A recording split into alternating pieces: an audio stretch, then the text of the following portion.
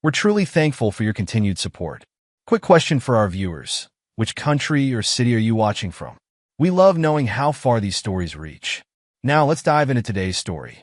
The fluorescent lights hummed overhead as Spencer Marks erased the whiteboard, his movements methodical after another evening ESL class. September in San Diego brought an early sunset, casting long shadows through the community college's windows. At 32, he'd grown accustomed to this routine. Teach, erase, prepare for tomorrow, repeat. Excuse me, Professor Marks? He turned to find one of his new students lingering by the front desk. Letitia King stood with perfect posture, her dark hair falling in waves past her shoulders.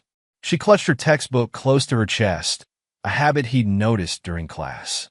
"Please call me Spencer," he said, setting down the eraser. "What can I help you with?" "I have a question about subjunctive mood."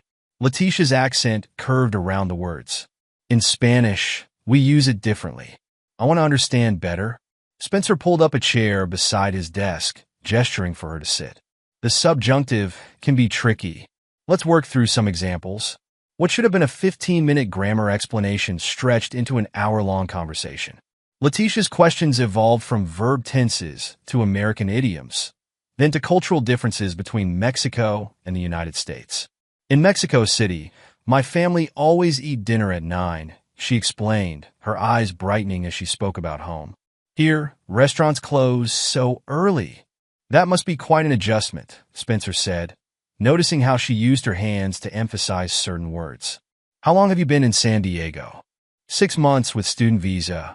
I study business administration also." She glanced at her watch and jumped up. "Oh, I'm so sorry. I keep you very late." "No worries at all." "This was interesting." Spencer gathered his papers, trying to sound casual. "If you have more questions, I'm usually here early before class too." Over the next few weeks, their post-class discussions became an unspoken routine.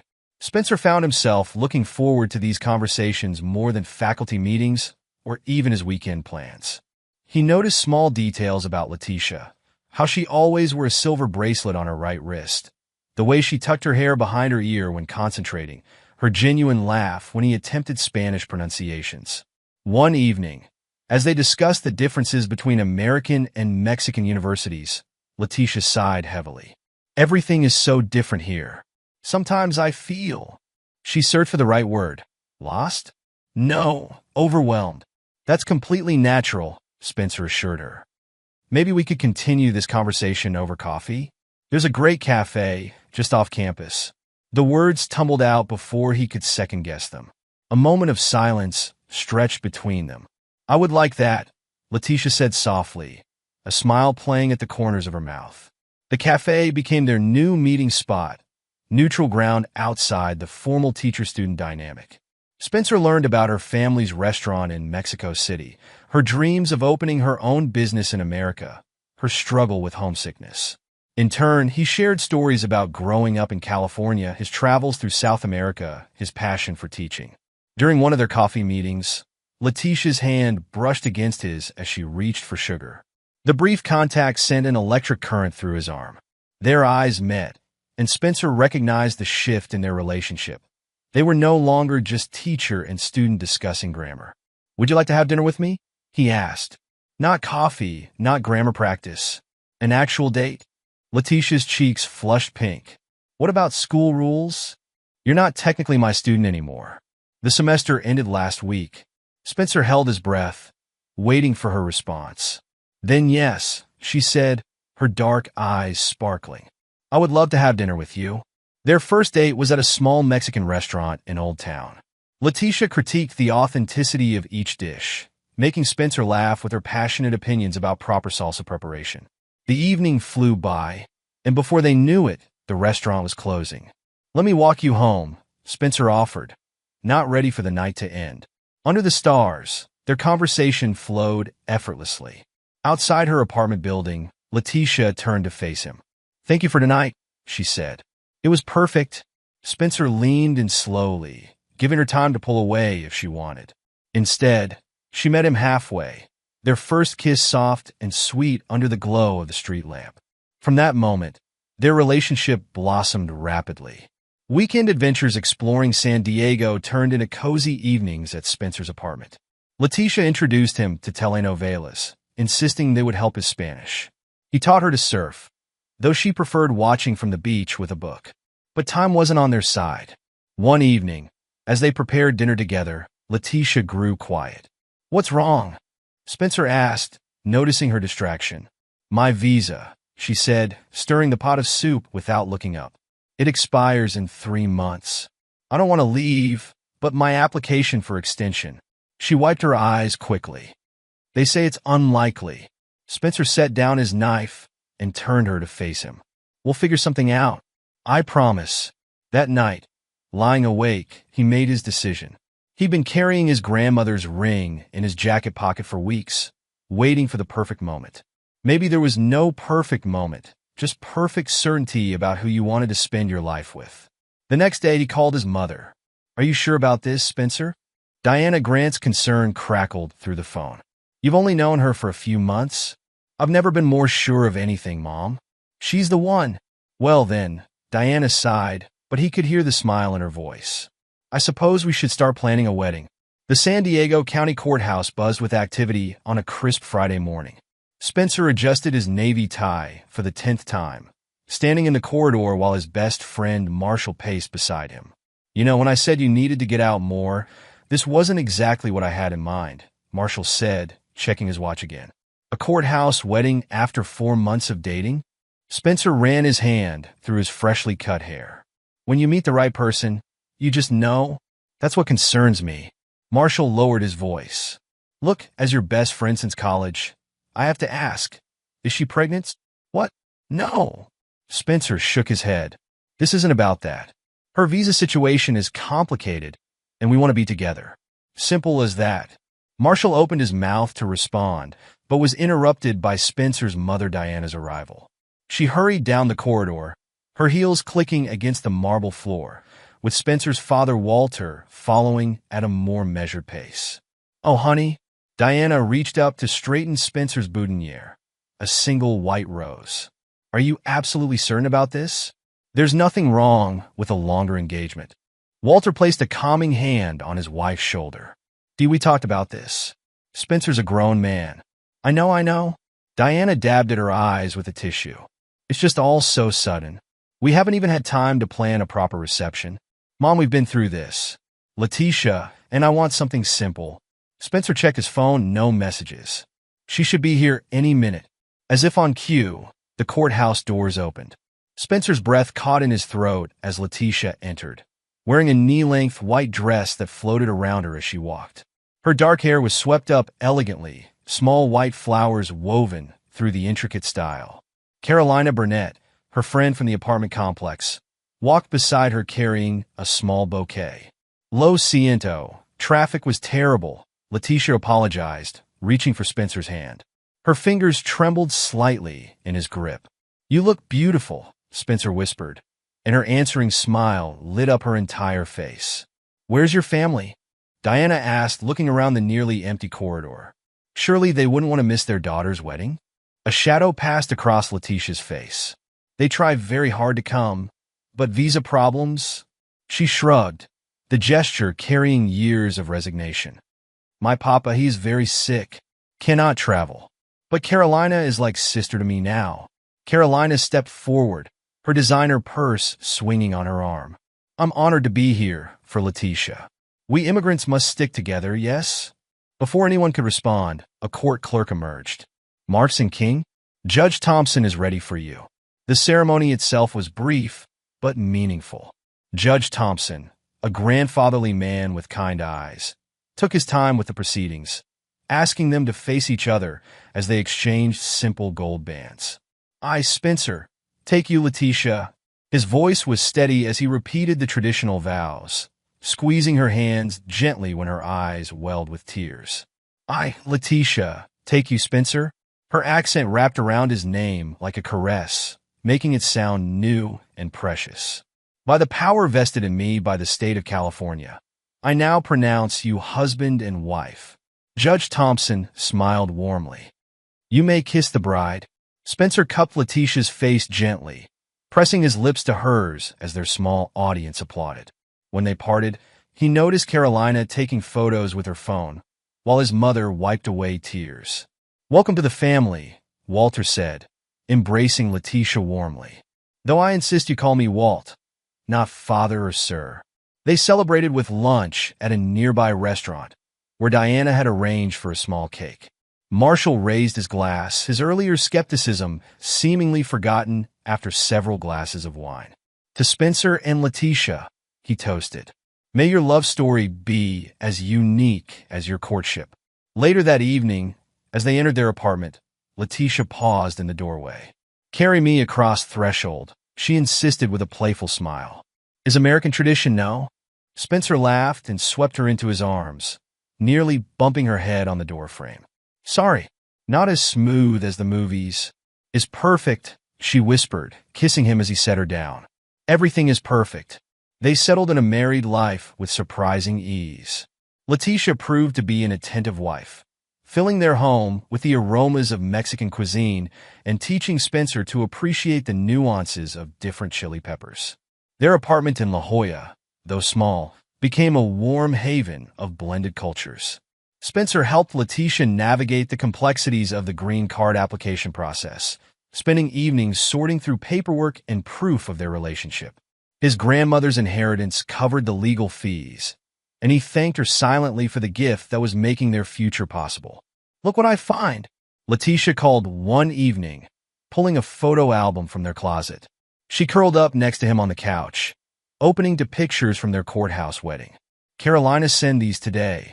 Spencer smiled at the images, noticing how young and nervous they both looked. Hard to believe that was just 3 months ago. Time goes so fast. Letitia traced their joined hands in one photo. "You make me so happy, mi amor."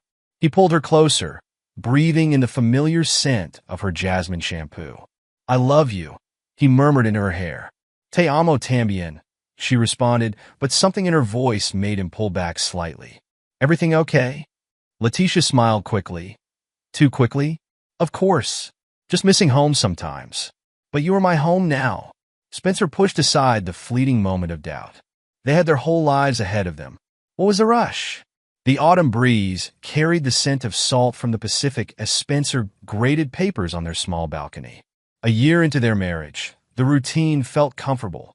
Sunday afternoons with coffee, essays, and the distant sound of waves. The sliding door squeaked open behind him. "I'm going to help Carolina with English," Letitia announced, adjusting her designer handbag. A recent purchase she'd said was on sale. "Maybe 2-3 hours?" Spencer glanced up from a particularly creative interpretation of Shakespeare. "Again? Wasn't she just here yesterday?" She struggles with past perfect tense. Letitia's fingers drummed against the bag's leather strap. "You know how hard English grammar is? I could help both of you," Spencer offered, setting down his red pen. "Teaching is kind of my thing." No. Letitia waved off the suggestion. "Carolina, she gets nervous with real teacher. Besides, we talk girl things too." Before he could respond, her phone buzzed. She pulled it out, frowning at the screen. "Ahora? Espera un momento." She stepped inside, her voice dropping to a whisper. Spencer returned to his grating, but his concentration had scattered like seagulls in a storm. These mysterious calls had become more frequent, always in rapid Spanish, always ending abruptly when he entered the room. The door slid open again. "That was Mama," Letitia explained without being asked. "She worries too much. I go now, okay?" "Your mom?" Spencer set his papers aside. "How is she? We haven't talked to her in weeks." "Oh, same always. Missing me. Asking when we visit Mexico." Letitia leaned down to kiss his cheek, her perfume lingering after she pulled away. "Don't work too hard, mi amor." Spencer watched her descend the stairs to the parking lot, her heels clicking against concrete. She passed their neighbor Mrs. Chun, who was tending to her potted herbs. "Your wife is becoming quite the social butterfly," Mrs. Chun commented, watering her basil. "She and that Carolina are thick as thieves lately." "They have a lot in common," Spencer replied, though the words felt hollow. Mrs. Chun moved on to her mint plants. "That Carolina, she has many friends. Different cars picking her up at all hours." Very popular girl. Spencer's red pen tapped against the railing, creating an irregular rhythm. The changes in Letitia had been gradual, like erosion on a coastline. First, it was new clothes, expensive brands she insisted were bargains from outlet malls. Then came the late nights with Carolina, the hush phone calls, the vague explanations. The next evening, Spencer was washing dishes when voices drifted up from the parking lot. He recognized Letitia's laugh, followed by Carolina's distinct accent. Drying his hands, he moved to the window. In the dim light of the street lamp, he saw them talking to a man he didn't recognize. The stranger handed something to Carolina, an envelope, before climbing into a sleek black car. Spencer. Letitia's voice made him jump. She stood in the doorway, keys jingling in her hand. Why you standin' dark? Just finished the dishes? He gestured vaguely toward the sink. Who was that with Carolina? Her cousin, visiting from Los Angeles. Letitia hung her purse on the hook by the door. He helps her with her business. What business is that exactly? Import, export, something like that. She shrugged off her jacket. I don't understand all details. Want to watch novella with me? New episode tonight. Spencer allowed himself to be led to the couch, but his mind kept returning to the scene in the parking lot. Carolina had never mentioned a cousin, or a business for that matter. Later that night, he woke to find Letitia's side of the bed empty. The clock read 2:17 a.m. Following the sound of murmuring, he padded to the kitchen. Letitia stood by the window, phone pressed to her ear. No puede ser. Es muy arriesgado. Her whispered Spanish was too quick for his basic comprehension. She tensed when the floorboard creaked under his foot. Tengo que irme, she said quickly into the phone. Besos, mama. Your mom calls pretty late, Spencer observed, leaning against the doorframe. Time difference, Letitia explained, slipping the phone into her robe pocket. In Mexico City is earlier. It's later in Mexico City, Spencer corrected gently. By 2 hours. Letitia's expression flickered like a candle in wind. Right. I'm so tired, I forget. She brushed past him toward the bedroom. Coming back to bed? Spencer remained in the kitchen, staring at the city lights twinkling through the window. The time difference excuse was just one thread, but pulling it had revealed a larger snag in the fabric of their life together. The next morning, he found a crumpled receipt in Letitia's jacket while doing laundry.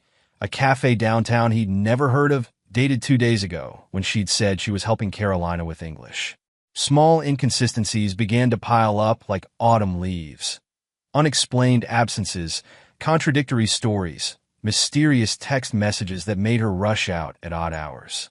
Going to help Carolina again? He asked one evening as she applied lipstick by the door. See, she needs... Letitia paused, catching his reflection in the mirror. Why you ask like that? Like what? Like you don't believe me. She turned, her dark eyes challenging.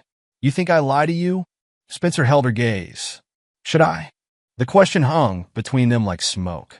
Letitia's phone buzzed, breaking the tension. I have to go. She grabbed her keys. Don't wait up. The door closed behind her with a decisive click. Spencer moved to the window, watching as she climbed into Carolina's white Mercedes. As they drove away, he noticed another car, the same black one from before, pulling out to follow them. That night, sleep eluded him. Every creak of the building, every distant car horn made him wonder where his wife really was, what she was really doing. The woman who returned home after midnight, smelling of unfamiliar cigarette smoke, felt like a stranger wearing his wife's face. The foundations of his marriage, he realized, were shifting like sand beneath his feet. He just couldn't tell if they were being eroded by his own paranoia or by something darker lurking beneath Letitia's beautiful smile. The community college's aging HVAC system finally gave up during the peak of a Tuesday afternoon. As maintenance crews scrambled to restore power, Spencer's department head dismissed all evening classes. The unexpected free time felt like a gift after weeks of growing tension at home. Rain pelted his windshield as he navigated through La Jolla's winding streets. The weather had forced most people indoors, leaving the usually busy sidewalks empty. Spencer pulled into his usual parking spot, noticing Carolina's white Mercedes was missing for once. The walk to his ground floor apartment took him past their bedroom window. The soft yellow light spilled through the gap in the curtains, accompanied by Letitia's voice. Spencer paused, raindrops soaking through his jacket. Something in her tone made him stop. It wasn't her usual phone voice, practiced and cheerful. This was rapid, urgent Spanish. No puedo salir esta noche. Letitia's voice carried clearly through the window. Spencer sospecha algo. Spencer's basic Spanish caught enough to know she was saying she couldn't go out tonight, that he suspected something. He stood motionless, rain running down his neck. Mama, yeti lo dije, she continued, frustration evident. Solo mi case con el por la green card. Dos meses más y ser libre. The words hit him like physical blows. His mind translated slowly, unwillingly. Mom, I already told you. I only married him for the green card. 2 more months, and I'll be free.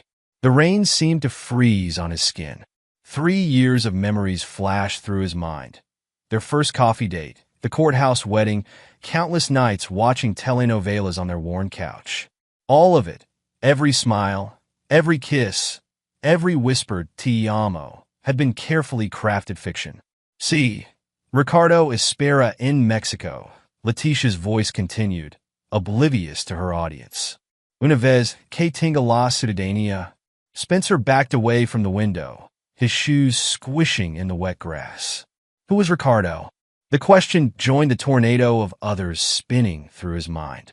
He found himself walking past their apartment complex, past the coffee shop where they'd had their first date, past the Mexican restaurant where he'd first tried to impress her with his terrible Spanish pronunciation. The rain soaked through his clothes, but he barely noticed. His phone buzzed. Letitia's face lit up the screen. He watched it ring until it stopped, then immediately start again. 3 missed calls later, a text appeared. Where are you? Class canceled? Dinner getting cold? The casual domesticity of the message made his stomach turn. How many other messages like this had been part of her performance? How many dinners had she cooked while plotting with this Ricardo person? Spencer found himself at Windansea Beach, watching waves crash against the rocks. The rain had driven away even the most dedicated surfers, leaving him alone with the roaring ocean and his thoughts. His phone buzzed again, Marshall this time. Hey man, want to grab a beer? Sarah's out of town, and I'm bored. Spencer stared at the message for a long moment before responding. Can you pick me up at Windansea? I'll explain when you get here. 20 minutes later, Marshall's Jeep pulled into the parking lot. One look at Spencer's face and his usual grin disappeared. Jesus, you're soaked. What happened? Spencer climbed into the passenger seat, water dripping onto the upholstery. My marriage is a lie. What? Letitia. Her name tasted bitter now. She married me for a green card. I just heard her admit it on the phone. Marshall's hands tightened on the steering wheel. Are you sure? Maybe you misunderstood. She's waiting for citizenship, so someone named Ricardo can come from Mexico. Spencer laughed, a hollow sound. Pretty hard to misunderstand that. Shit. Marshall pulled out of the parking lot. You're not going back there tonight. You can crash at my place. Spencer's phone buzzed again. Another text from Letitia. Mi amor, you worry me. Please come home. Turn it off, Marshall advised. You need time to think clearly. At Marshall's apartment, Spencer shed his wet clothes for borrowed sweats. They sat on the balcony, watching the rain while nursing beers. Remember when I said the wedding seemed rushed? Marshall finally broke the silence. Don't. Spencer took a long drink. I don't need I told you so right now. That's not. Look, what are you going to do? I don't know. Spencer stared into his beer. Confront her? Call immigration? Pretend I never heard it and live a lie. You need evidence, Marshall said after a moment. If you're going to do anything official, you need more than an overheard phone call. Spencer's phone lit up again. 7 missed calls, 12 texts. The latest one read, Please, I'm so worried. I'll call police if I don't hear from you. She's good, he muttered. Really good at this. Text her, Marshall suggested. Say you're helping me with something. Buy yourself some time. Spencer typed out a quick message with Marshall. Lost track of time. Don't wait up. The response was immediate. Oh, thank God. Was so worried. Love you, Red Heart. Each word felt like another twist of the knife. Spencer turned off his phone. I know a guy. Marshall said slowly. Vincent Guthrie. He's a PI who specializes in these kinds of cases. Want me to give him a call? Spencer nodded, too drained to speak. The rain continued to fall, washing away the last remnants of his perfect marriage, leaving only cold reality in its place. That night, lying on Marshall's couch, Spencer replayed every moment of his relationship with Letitia, looking for signs he'd missed. The mysterious phone calls, the time spent with Carolina, the designer clothes she couldn't explain, all of it formed a pattern he'd been too in love to see. Tomorrow, he'd have to decide what to do with this knowledge. Tonight, he let the rain mask his tears as he mourned the death of a love that had never really existed. Vincent Guthrie's office occupied a small suite above a coffee shop in downtown San Diego. The scent of espresso wafted up through the floorboards as Spencer sat across from the private investigator, watching him review the notes from their conversation. Marriage fraud, Vincent said, tapping his pen against his legal pad. More common than you'd think. The problem is proving it. Marshall leaned against the wall behind Spencer, arms crossed. That's why we came to you. Vincent nodded, his weathered face thoughtful. I'll need to set up surveillance, track financial records, monitor communications. It's not cheap. Money's not an issue, Spencer said, pulling out his checkbook. Just find out everything. Before we start, Vincent leaned forward, his gray eyes sharp. Are you sure you want to know? Sometimes the truth is worse than suspicion. Spencer's hand tightened around his pen. I need to know all of it. The investigation unfolded over the next 3 weeks. Spencer maintained a facade of normalcy at home, eating Letitia's dinners, watching her shows, playing the role of devoted husband while his world crumbled in secret. Vincent's first report arrived via encrypted email. Subject L makes frequent visits to various cafes and restaurants, always meeting different individuals. Primary contact appears to be CB, Carolina Burnett. Surveillance photos attached. The images showed Letitia and Carolina meeting with an array of people, businessmen in suits, young couples, elderly immigrants. Each meeting followed a pattern. Paperwork exchanged, cash handed over, quick dispersal. They're running a business, Vincent explained during their next meeting. But it's not import-export like your wife claimed. He spread photographs across his desk. See this man? Jorge Mendez entered the U.S. on a tourist visa 6 months ago. Here he is meeting with Carolina and Letitia. 2 weeks later, he's at the courthouse marrying a U.S. citizen. Spencer's stomach churned. They're arranging marriages? For a fee. Vincent pulled out bank statements. Your wife has a separate account under her maiden name. Regular deposits. Always just under $10,000 to avoid banking red flags. How many others? We've identified at least 12 couples in San Diego alone. But here's where it gets interesting. Vincent pulled out another file. Remember that Ricardo name you heard? Spencer nodded, his mouth dry. Ricardo Knapp? Vincent placed a marriage certificate on the desk. Legally married to Letitia King in Mexico City 5 years ago. The marriage was never dissolved. The room spun. Spencer gripped the arms of his chair. She's already married? To a small-time criminal with multiple fraud convictions. Vincent showed him a Mexican police report. They worked together running similar schemes in Mexico. When he got too hot, they developed a new plan. She'd marry an American, get citizenship, then bring him over through family reunification. Marshall swore softly. She played you, man. There's more. Vincent hesitated. We found evidence of 2 previous attempts in other states, Washington and Oregon. Both times she approached single male teachers, but the relationships ended before marriage. Spencer remembered their first meeting, her convenient questions after class, her perfectly timed vulnerability about her visa. Every moment had been calculated. What do we do with this? Marshall asked. Immigration fraud is a federal crime, Vincent explained. 5 years prison time, $250,000 fine, immediate deportation. But you'll need to work with ICE. I have a cousin at ICE, Marshall said quietly. Brendan Ramirez. He handles fraud cases. Spencer stared at the evidence spread across Vincent's desk, photos, bank records, marriage certificates. His entire relationship reduced to exhibits in a criminal case. The citizenship interview, he said suddenly. When is it? Vincent checked his notes. Scheduled for next month. They usually separate couples, Ask detailed questions about the relationship. Perfect time for a trap, Marshall suggested. Spencer picked up the Mexican marriage certificate, studying the signature he'd never seen before, Letitia Knapp. Set it up. That evening, he returned home to find Letitia cooking his favorite chili rellenos. She smiled when he entered, flour dusting her cheek. "Hard day at work?" she asked, stirring the sauce. "You look tired." "Just busy." He kissed her cheek, tasting the lie. "Need help?" They moved around the kitchen and practiced domesticity, the routine familiar, yet poisoned by knowledge. When her phone buzzed, he noticed how she angled the screen away from him. "Carolina again?" he asked casually. "See, always something with her." Letitia laughed, but it didn't reach her eyes. "She wants to practice English tomorrow." Spencer nodded, remembering the surveillance photos of tomorrow's scheduled meeting. Not with Carolina, but with a nervous-looking couple carrying thick envelopes. Later, as Letitia slept beside him, Spencer stared at the ceiling. The woman who had captured his heart, who had shared his bed for 3 years, was a stranger. Worse, she was a criminal who had targeted him, used him, played him for a fool. His phone lit up with a text from Marshall. "Brendan's in. Meeting tomorrow to plan the operation." Spencer looked at his sleeping wife, memorizing her peaceful expression. Soon that peace would shatter, and he would be the one holding the hammer.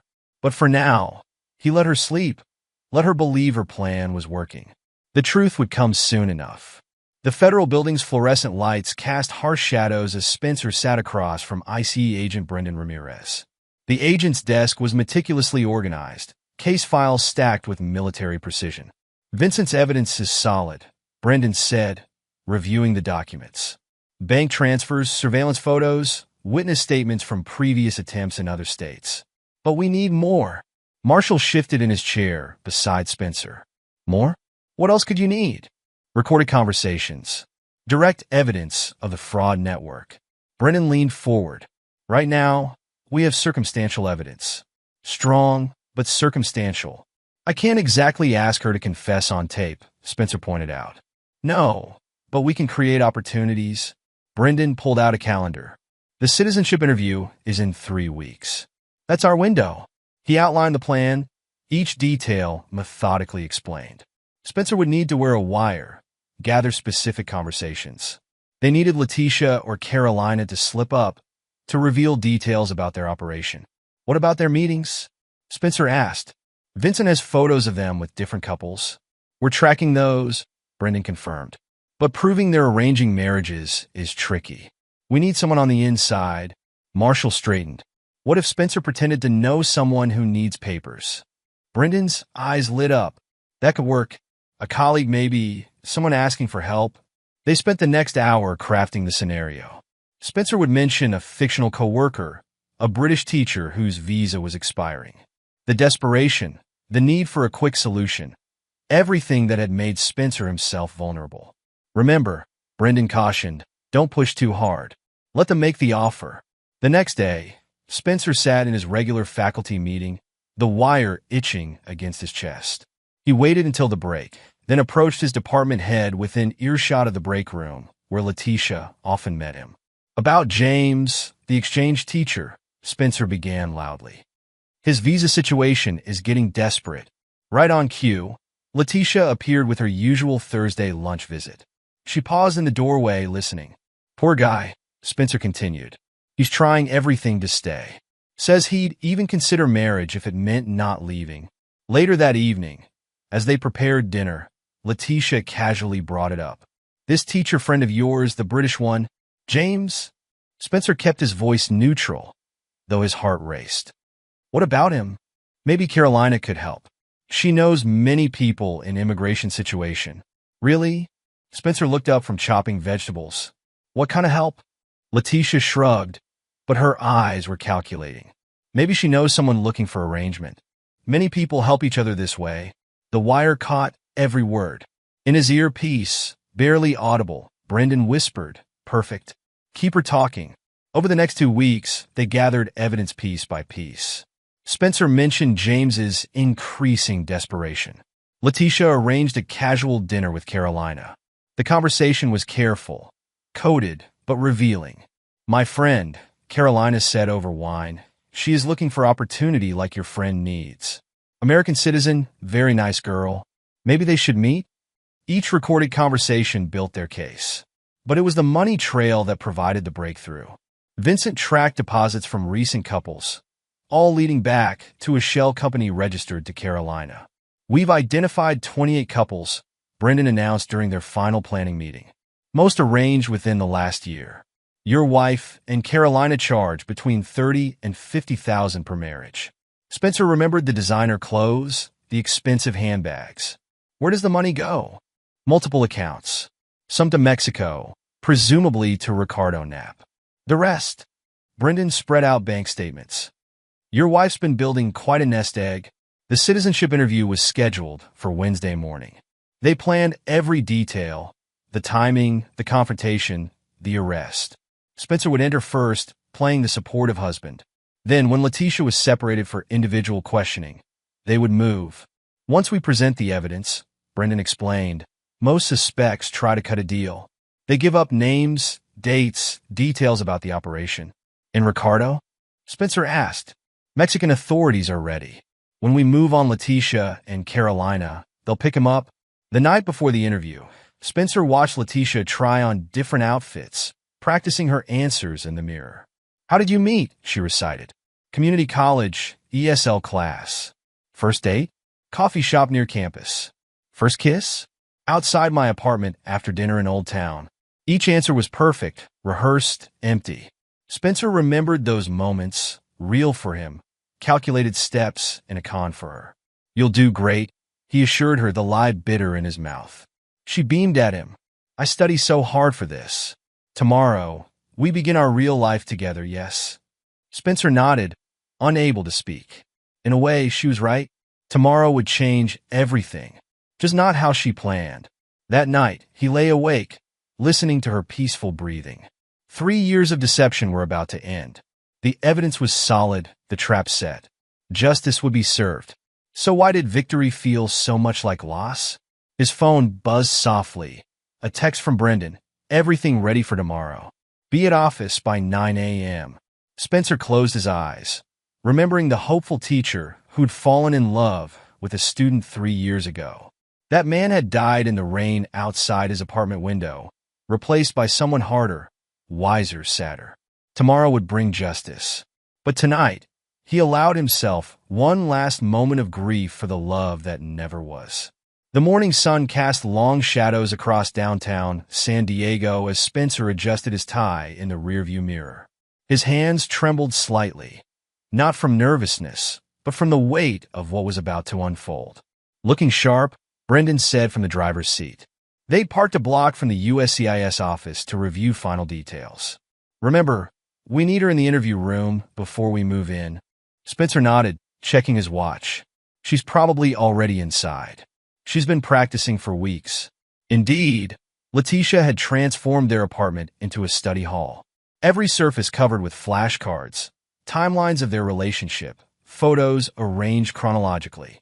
The irony wasn't lost on Spencer. She'd studied harder to maintain their lie than she ever had in his ESL class. 2 days earlier, Spencer had watched her rehearse with Carolina in their living room. The wire under his shirt captured every word. When did you first meet? Carolina quizzed. ESL class, San Diego Community College, Letitia recited. He was my teacher. I stay after class to ask questions about English. Good. First date? Coffee shop near campus. I order cappuccino. He have black coffee. We talk about my family's restaurant in Mexico City. Spencer remembered that date differently now. Every detail she'd shared, the restaurant, her childhood, her dreams, had been carefully crafted fiction. What side of bed does he sleep on? Left side. He always set alarm for 6:30, but hit snooze 2 times. Carolina nodded approvingly. Perfect. You know more about him than his mother. Now parked outside the USCIS office, Spencer pulled out his phone. One last act of deception. Almost there, he texted Letitia. Her response came instantly. Inside already. So nervous. Where are you? Parking now. You'll do great, mi amor. The Spanish endearment tasted like ash in his mouth. Remember, Brendan said, checking his weapon, Let her go in first. Agent Phillips will separate you for individual interviews. Standard procedure. That's when we move. Spencer's phone buzzed again. A photo from Letitia. She bought a new dress for the occasion, navy blue with white trim. Professional, sophisticated, perfect for becoming an American citizen. You like? She texted. Want to look perfect for our big day, Red Heart. He'd helped her choose it last weekend, playing the supportive husband one last time. You look beautiful, he'd said in the boutique, watching her twirl in front of the mirror. Like a real American, she'd laughed, kissing his cheek. Soon I will be, thanks to you. Now he typed back, perfect. Be there in 5. Brendan gestured to the unmarked vehicles positioned strategically around the building. Teams are in place. Once she's in the interview room, we'll have the building secured. Spencer pocketed his phone. What if she runs? She won't get far.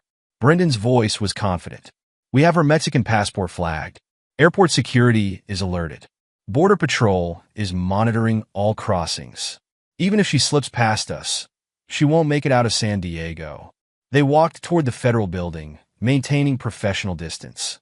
Other couples waited outside. Genuine couples pursuing their American dreams.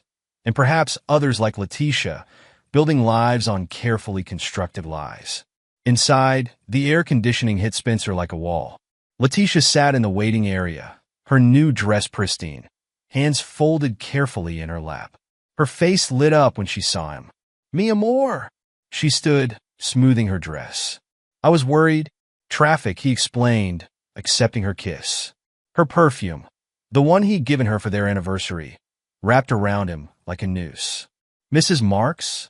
A USCIS officer appeared with a clipboard. We're ready for you. Letitia squeezed Spencer's hand. Wish me luck. You don't need it, he said truthfully.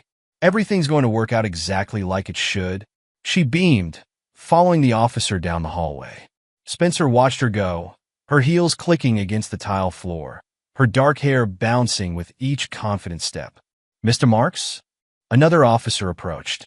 We'll conduct your interview separately. Standard procedure. Spencer nodded, catching Brendan's eye across the lobby. The ICE agent gave an imperceptible nod. The trap was set. In the empty hallway, Spencer paused. Through the interview room door, he could hear Letitia's voice, bright and practiced. Yes, we met in his ESL class. He was my teacher. 3 years of lies were about to end. Justice would be served. But as Spencer reached for the door handle, he allowed himself one moment of grief for the love story that never was. Then he straightened his tie, squared his shoulders, and opened the door to face the truth. The interview room felt smaller than Spencer had imagined. Sterile white walls, a metal table, and the steady hum of fluorescent lights created an atmosphere of institutional efficiency. Letitia sat across from Agent Phillips, her practiced smile still in place. So, Mrs. Marks, Agent Phillips was saying, tell me about your first apartment together. Before Letitia could answer, the door opened. Brendan entered first, followed by 2 ICE agents in tactical gear. Spencer stepped in last, closing the door behind him with a quiet click. Letitia's smile faltered. Spencer? What's happening? Mrs. Letitia King Marks. Brendan placed his badge on the table. Or perhaps you prefer Mrs. Knapp? The color drained from her face. Her eyes darted between Spencer and the door, calculating escape routes. I don't understand, she said, her accent thickening with stress. Spencer, who are these people? We have some questions about your marriage, Brendan continued, laying out photographs across the metal table. Specifically, about your existing marriage in Mexico City to Ricardo Knapp. Letitia's hands gripped the edge of her chair. These are lies. Spencer, tell them. We have a marriage certificate, Brendan pressed on. Dated 5 years ago. Never dissolved. Making your marriage to Mr. Marks here fraudulent. No, there is mistake. Letitia stood abruptly, her new dress rustling. Spencer, mi amor, don't listen to them. Spencer met her desperate gaze.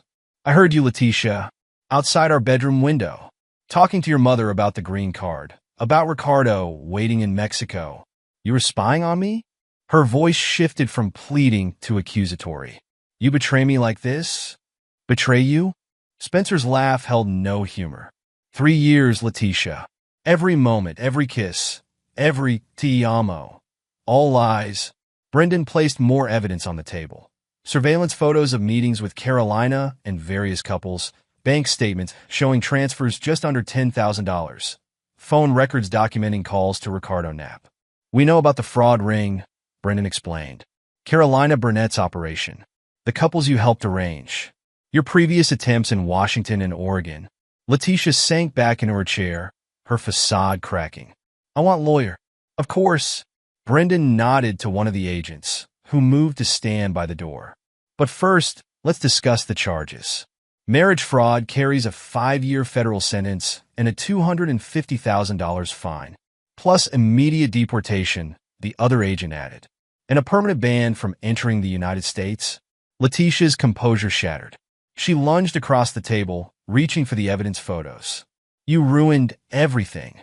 I worked so hard, planned every detail. The agents moved quickly, restraining her arms. Her carefully styled hair fell across her face as she struggled. 3 years, she spat at Spencer. I cook your meals, share your bed, listen to your stupid dreams about teaching. For what? To live in tiny apartment on teacher's salary. Spencer absorbed her fury calmly. Was any of it real? Real? She laughed bitterly. You were job, Spencer. Assignment from Carolina. Find nice American man, she say. Teacher perfect, lonely, trusting, stable job. You were so easy to fool with sad stories about expired visa. Each word struck like a physical blow, but Spencer stood his ground. And Ricardo? My real husband. A man with ambition. Not some idiota teaching immigrants for pennies. She straightened in the agent's grip, finding her dignity. You wait for me in Mexico City. Together we build empire, not grade papers all day. An empire of fraud, Brendan interjected. Your husband was arrested an hour ago by Mexican authorities. The entire operation is finished. This news finally broke her. Letitia slumped in the agent's hold, tears streaking her makeup. I want lawyer, she repeated, softer now. No more questions? Mrs. Knapp, you're under arrest for immigration fraud, conspiracy to commit fraud, and multiple counts of document falsification. Brendan nodded to his agents. Read her rights. As they led her toward the door, Letitia paused beside Spencer. For a moment, he saw a flicker of the woman he'd thought he married. Vulnerable, beautiful, seemingly sincere. I did love you, she whispered. Maybe not at first, but sometimes it was real. Spencer stepped back. No, it wasn't. That's what made you so good at this. You made me believe every lie. The door closed behind her, leaving Spencer alone with Brendan and the scattered evidence of his fraudulent marriage. You did well, Brendan said, gathering the photos. Her confession about Carolina's operation will help us shut down the entire ring. Spencer nodded, staring at their wedding photo among the evidence. 2 smiling faces, one genuine love, one calculated deception. What happens now? He asked. Detention, then deportation. Brendan's voice held professional detachment. The DA will want your testimony for the criminal case. Spencer picked up their wedding photo, then deliberately placed it face down. Send me whatever papers I need to sign. He left the interview room without looking back, each step carrying him further from the life he'd built on lies, toward a truth he never wanted but couldn't ignore. The courthouse steps felt steeper than Spencer remembered. 6 months had passed since the USCIS office confrontation, but the legal proceedings dragged on like a slow-motion replay of his shattered marriage. Final hearing, Marshall said, adjusting his tie as they climbed. You ready? Spencer nodded. He'd given so many depositions, signed so many affidavits, that numbness had replaced pain. Today would formalize what he already knew. His marriage had never legally existed. Inside courtroom 304, the prosecution team was arranging documents. Photos of Carolina's operation covered their table. Surveillance shots, bank records, marriage certificates. The fraud ring had been larger than anyone suspected, involving dozens of couples across 3 states. Mr. Marks?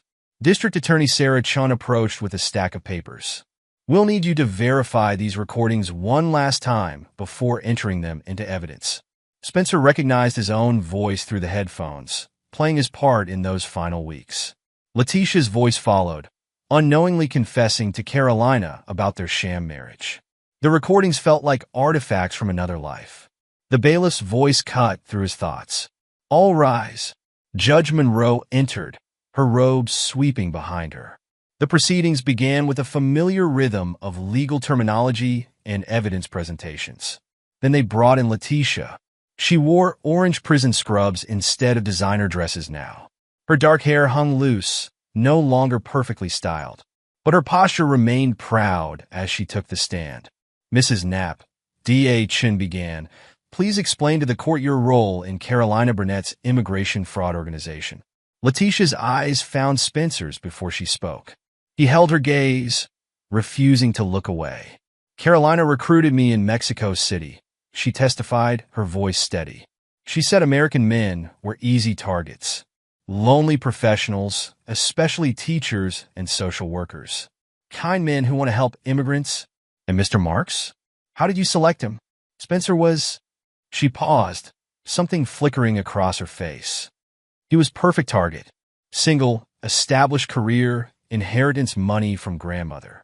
Carolina said teachers make best marks because they already care about helping immigrants. Each word reinforced what Spencer had learned over months of investigation. Carolina's operation had been methodical, targeting specific professions, studying their victims' routines and vulnerabilities. The funds from these arrangements, D.A. Chen continued, where did they go? Different accounts, some to Carolina's shell companies, some to Ricardo's business in Mexico, some. Letitia's voice caught slightly. "Some I keep for when I return home." The testimony continued, each detail adding to the portrait of calculated deception. Other members of the fraud ring testified via video link. Bank officials explained the money trails. Immigration agents detailed similar cases across the country. Finally, Judge Monroe called Spencer to the stand.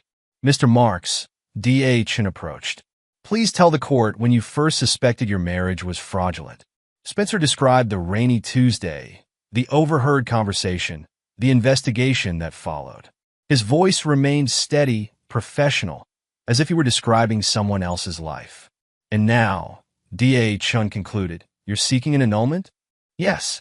The marriage was never legally valid due to her existing marriage in Mexico. Judge Monroe's gavel fell like punctuation marks through the afternoon. Guilty verdicts, prison sentences, deportation orders. The dismantling of Carolina's empire documented in careful legal language. Outside the courthouse, reporters waited with cameras and microphones. Spencer's story had become a cautionary tale, featured in documentaries about immigration fraud. "Mr. Marks, how does it feel knowing your marriage was a sham? Any comment on the fraud ring's operations? What would you tell other potential victims?" Marshall ran interference, guiding Spencer through the media gauntlet to his car. "It's over," Marshall said as they pulled away. "Really over this time?" Spencer watched the courthouse shrink in the rearview mirror. "Yeah, but it wasn't over, not really." 6 months after Letitia's arrest, he still found traces of her everywhere. Bobby pins in the bathroom drawer, her favorite coffee mug in the cupboard, a bottle of perfume half empty on the dresser. Each item told its own story of deception. The mug, purchased on their fake honeymoon. The perfume, bought with money from other fraudulent marriages. Even the bobby pins seemed to mock him, holding together a facade that had finally fallen apart. He threw himself into teaching, finding solace in the simple act of helping people learn. His students' genuine struggles with English felt refreshingly honest after years of calculated manipulation. One evening, cleaning out his desk at home, Spencer found an old photo booth strip from their first date. For shots of them laughing, making faces, sharing a kiss. He studied Letitia's smile in each frame, wondering if she'd been acting even then. The support group he'd started for other fraud victims met weekly in the community center. Their stories echoed his own, love twisted into lies, trust exploited by professional con artists. Together, they learned to rebuild, to trust again, to forgive themselves for being kind enough to be fooled. The heart's capacity for hope, he told a new member one evening, is both our greatest strength and our greatest vulnerability. Months became a year. The media attention faded. Spencer's annulment was finalized with a simple signature. His apartment slowly transformed. Letitia's traces replaced by new memories, new choices, new possibilities. When Alicia McLean joined the ESL department, Spencer barely noticed at first. She taught advanced grammar while he handled beginners. They shared textbooks and lesson plans, nothing more. But she noticed things, how he always graded papers by the window, how he stayed late to help struggling students, how he never complained about extra administrative duties. "You're different from most teachers I've worked with," she said one evening as they planned the semester's curriculum. "You really care about the students' stories." Spencer looked up from his lesson plans, seeing genuine curiosity in her eyes. "Everyone has a story worth telling," he replied. "Even if it's not the one you initially thought it was." The experience had changed him, but hadn't broken him.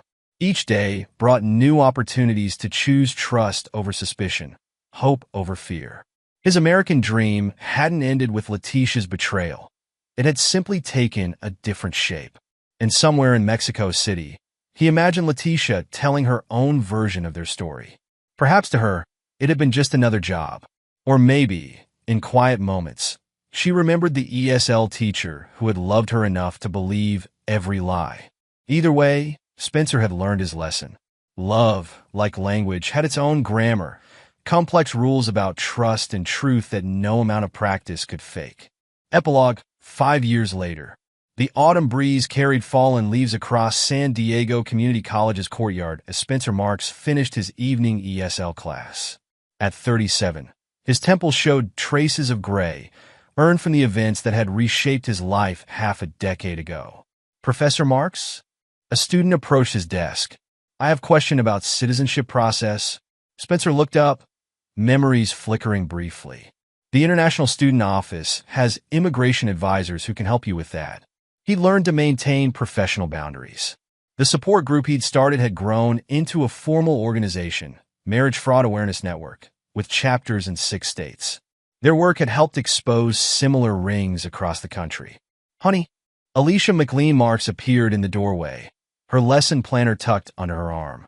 "Ready for dinner?" Their relationship had developed gradually over shared textbooks and curriculum meetings. When he finally told her about Letitia, she'd listened without judgment, understanding his need to move slowly, to verify, to trust carefully. They'd married last spring, a real wedding this time, with both families present, documentation thoroughly vetted by habit rather than necessity. The silver band on his finger felt different from his first marriage, heavier with truth, lighter without deception. The news about Letitia had come through Brendan last year. After deportation, she'd attempted to restart operations in Tijuana, but Mexican authorities were watching. Ricardo's criminal connections had unraveled under scrutiny, leading to his arrest for fraud and money laundering. She tried entering Canada, Brendan explained over coffee. Used forged documents, claimed refugee status.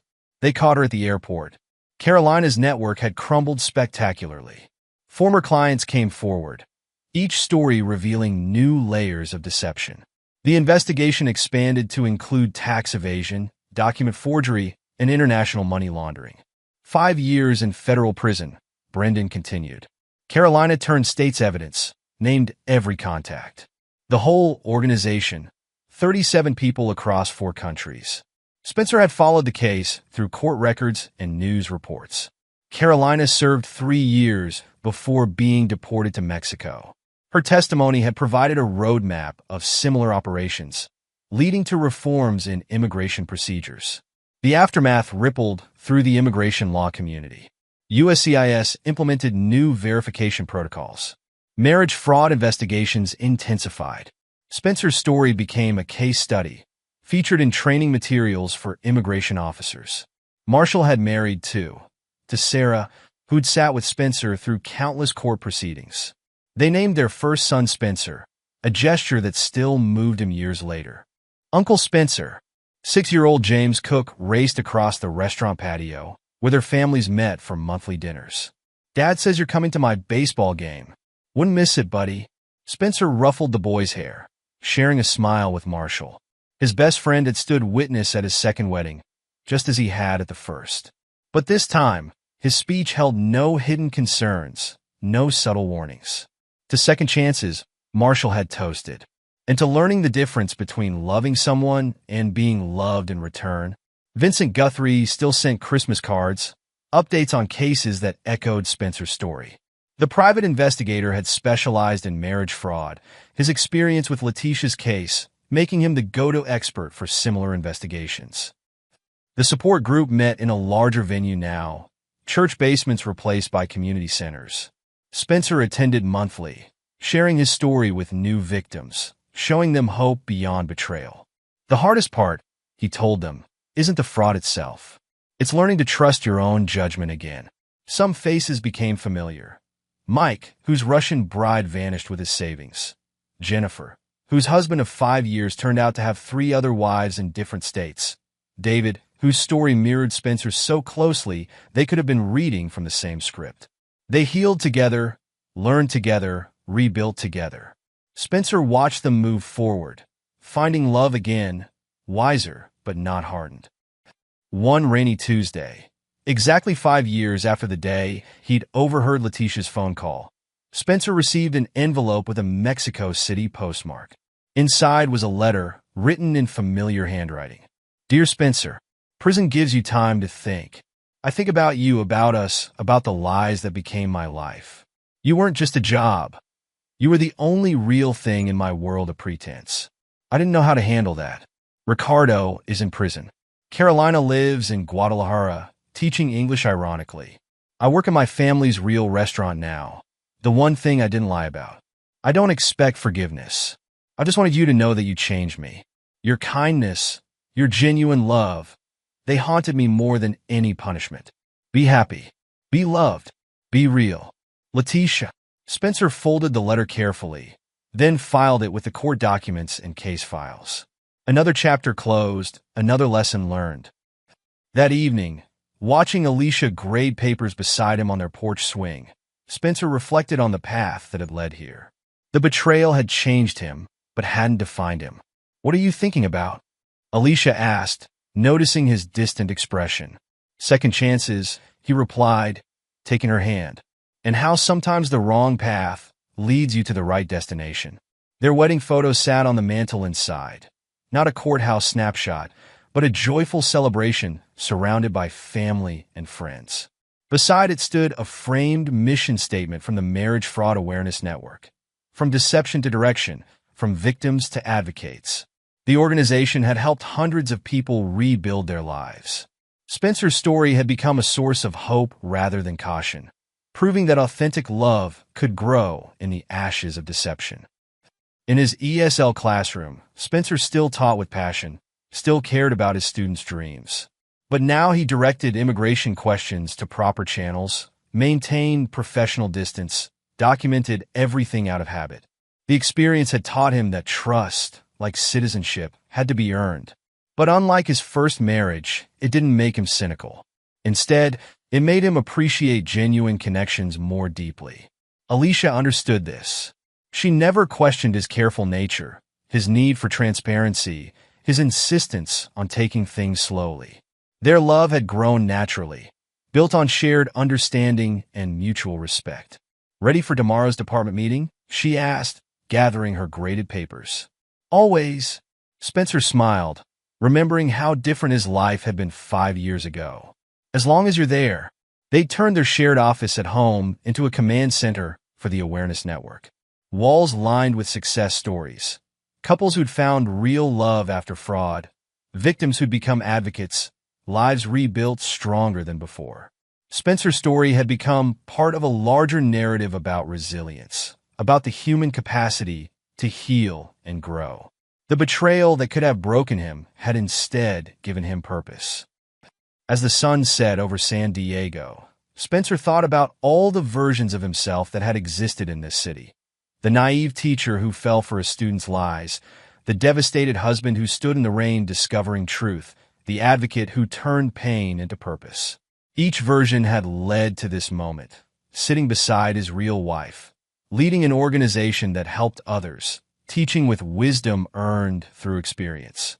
Letitia's letter would remain filed away, A reminder not of what he'd lost, but of what he'd gained. Her deception had taught him the true meaning of love. Not blind trust, but conscious choice. Not dramatic gestures, but daily honesty. The Marriage Fraud Awareness Network's hotline rang regularly now, each call a chance to turn another victim's story from tragedy to transformation. Spencer answered them all, sharing his journey from deception to direction. The truth, he told each caller, isn't just about exposing lies. It's about finding your authentic path, even when it starts with a wrong turn. And in that truth, Spencer had found not just recovery, but revolution, turning one man's betrayal into a movement that helped others navigate their own paths from darkness to light, from fraud to freedom, from fake love to real life. The end was really just another beginning. And this time, every step was authentic, every moment genuine, every love real. And there you have it. Another story comes to an end. What did you think? I'd love to hear your thoughts in the comments below. If you enjoy this story, consider joining our community by subscribing. It means the world to us. For more stories like this one, check out the recommended videos on screen. And I'll see you there.